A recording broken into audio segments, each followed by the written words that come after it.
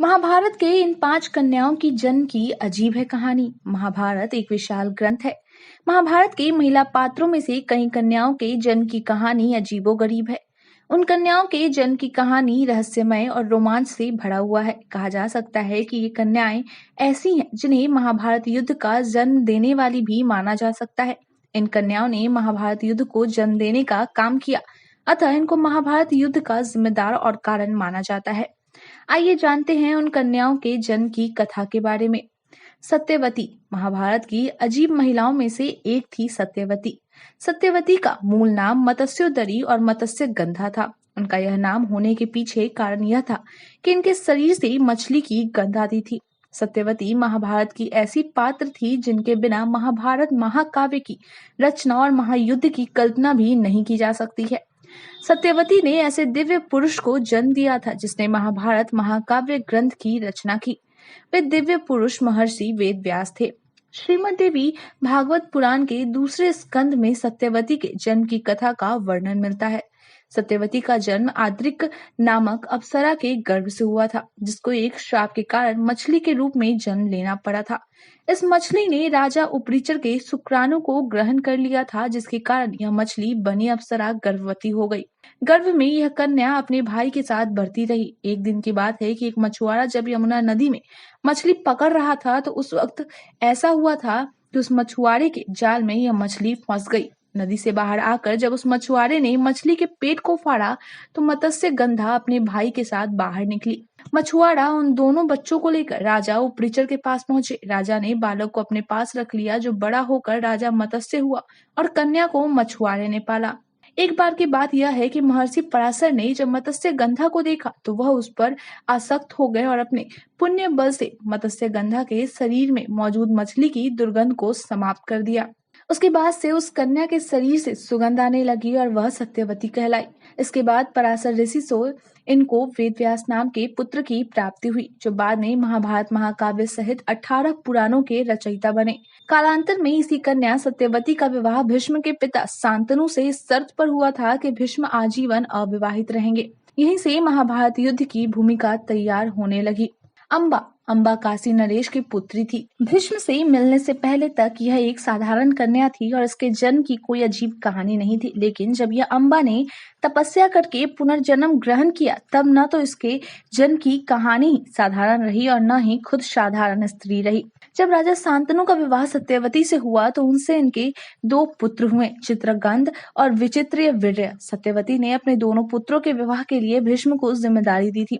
उन्हीं दिनों की बात है कि काशी नरेश ने अपनी तीनों पुत्रियां अम्बा, अंबिका और अंबालिका के विवाह के लिए स्वयंवर आयोजित किया। इस स्वयंवर में काशी नरेश ने चित्रांगद और विचित्रवीर्य को भाग लेने के लिए निमंत्रण नहीं दिया था। काशी नरेश के ऐसा करने से भीष्म ने खुद को और हस्तिनापुर राज्य को अपमानित समझा और स्वयंवर में पहुंचकर भीष्म ने काशी नरेश की तीनों कन्याओं को हरण करके उन्हें लेकर हस्तिनापुर आ गए, ताकि इन कन्याओं से चित्रांगद और विचित्रवीर्य का विवाह हो सके। भीष्म के साथ हस्तिनापुर आने पर अम्बा ने भीष्म को यह बताया कि वह साल्व नरेश से प्रेम करती है और उनको मन ही मन अपना पति मान चुकी है। अम्बा के ऐसा कहने पर भीष्म ने उसे साल्व नरेश के पास भेज दिया, परंतु साल्व नरेश ने हरण की हुई स्त्री अम्बा से विवाह करने से इनकार कर दिया। तब वहां से अम्बा न लौटकर भीष्म को बताया कि आपने मुझे हरण करके मेरा अपमान किया है, जिसके कारण साल्व नरेश ने मुझसे विवाह करने से इनकार कर दिया है, अतः अब आप मुझसे विवाह कीजिए। लेकिन भीष्म ने अपने पिता शांतनु के सत्यवती से विवाह के समय यह प्रतिज्ञा कर चुके थे कि वे आजीवन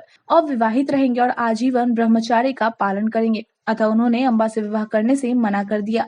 तब क्रोधित होकर अम्बा ने प्रतिज्ञा की कि भले ही उसे कोई जन्म भी क्यों न लेना पड़े, लेकिन वही भीष्म की मृत्यु का कारण बनेगी। इस तरह अम्बा ने भविष्य में होने वाले महाभारत महायुद्ध की पटकथा लिख दी। उसने भगवान शिव की तपस्या शुरू कर दी और अगले जन्म में शिखंडी के रूप में जन्म लिया, जो न तो पुरुष थी और न ही पूर्ण स्त्री।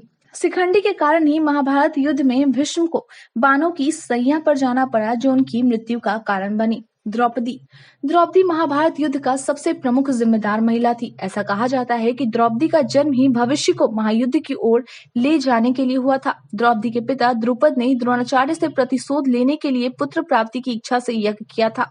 उस यज्ञ में ऐसा हुआ कि यज्ञ के हवन कुंड से पुत्र के साथ एक पुत्री भी उत्पन्न हुई। उसका नाम द्रौपदी था। राजा द्रुपद ने अपनी पुत्री द्रौपदी के विवाह के लिए ही ऐसी कड़ी शर्त रखी थी कि जिसे अर्जुन के अलावा कोई और उस शर्त को पूरा नहीं कर सकता था। और राजा द्रुपद की कामना के अनुसार उनकी पुत्री द्रौपदी का विवाह अर्जुन से हुआ और इसके बाद महाभारत युद्ध की भूमिका बनने लगी।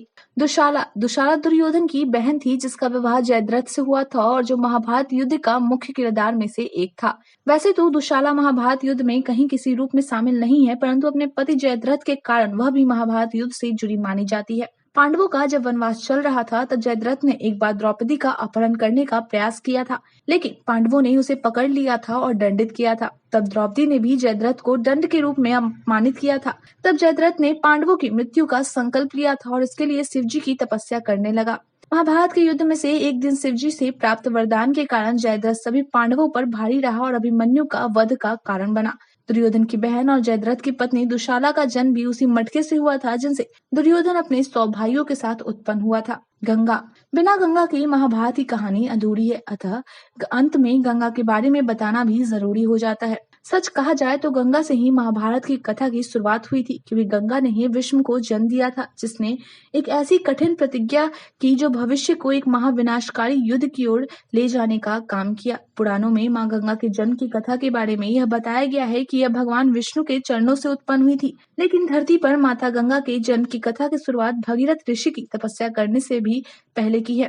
वास्तविकता तो यह है कि भागीरथ तो गंगा को धरती पर लाने के केवल एक माध्यम भर है। इसका असली कारण तो शांतनु और गंगा के बीच का प्रेम था, जिसकी शुरुआत इंद्र की सभा में हुई थी। शांतनु को पूर्व का जन्म राजा महाभिषक के रूप में था। वह बड़े ही पुण्यात्मा थे। पुण्य कर्मों के फलस्वरूप उन्हें स्वर्ग की प्राप्ति हुई थी। एक बार स्वर्ग में देवराज इंद्र की सभा में महाभिषक और देवी गंगा बैठी हुई थी। उस वक्त कुछ ऐसा हुआ कि देवी गंगा की साड़ी का पल्लू उनके कंधे से नीचे गिर गया और वहीं पर बैठे महाभिषक गंगा देवी को एकटक देखते रह गए। गंगा भी महाभिषक को देखती रही। उन दोनों के ऐसा करने पर देवराज इंद्र बहुत क्रोधित हुए और उन दोनों को श्राप दे दिया कि आप दोनों को स्वर्ग छोड़कर पृथ्वी पर जाना पड़ेगा और वहां आप दोनों का मिलन होगा। इस तरह महाभारत युद्ध की धारा गंगा से निकलती है। महाभारत की इन कन्याओं के जन्म की कथा पर आपके क्या विचार है? कृपया जरूर बताइए। आज के लिए इतना ही, धन्यवाद।